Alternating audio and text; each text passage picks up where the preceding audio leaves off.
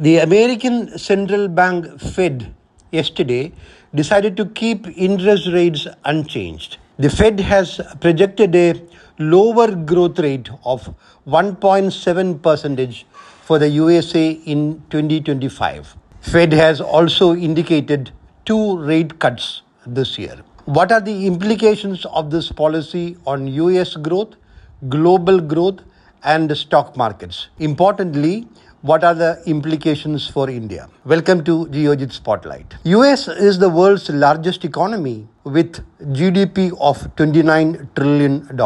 US stock market accounts for close to 70% of global stock market capitalization, and therefore it is regarded as the mother market. So what happens in the US economy and US stock markets has implications for stock markets investors everywhere. The Fed reducing the US growth rate to 1.7% and raising the inflation rate to 2.7% are important. This is in response to the high uncertainty caused by Trump tariffs. Since growth is expected to decline, 2 rate cuts are likely this year. This is positive for markets. Consequently, the S&P index closed up by 1.08% yesterday. The Fed chief Jerome Powell clearly stated that Fed's further action will depend on the evolving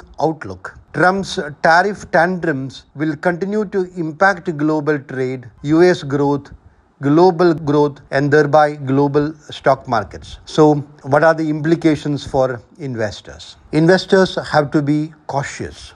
In this time of high uncertainty, safety is more important than returns. If I may use an analogy from cricket, this is the time to play defensive and go for singles, not for big 4 or 6 big shots to the boundary and beyond. I've been saying repeatedly for some time now that safety is in domestic consumption themes, which are unlikely to be affected by Trump tariffs. The market has already started reflecting this.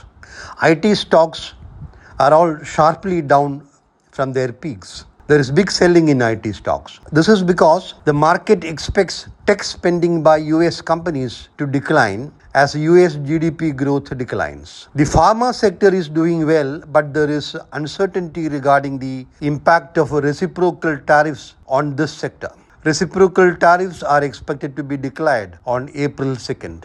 Market has clearly started discounting the safety of domestic consumption themes. For example, 4 stocks which shot up to 52-week highs during the last 2 days were Kotak Bank, Bajaj Finance, Interglobe Aviation, and Muthoot Finance. All 4 are domestic consumption-driven themes, unlikely to be impacted by Trump tariffs. In other words, the market is discounting the safety of domestic consumption segments. 2 weeks back, we had suggested buying in beaten down, fairly valued defense shipping stocks. This segment has smartly bounced back. Now, digital stocks like Paytm and Zomato are showing strong resilience. Clarity on reciprocal tariffs on April 2nd will open up opportunities. We'll have to wait and watch.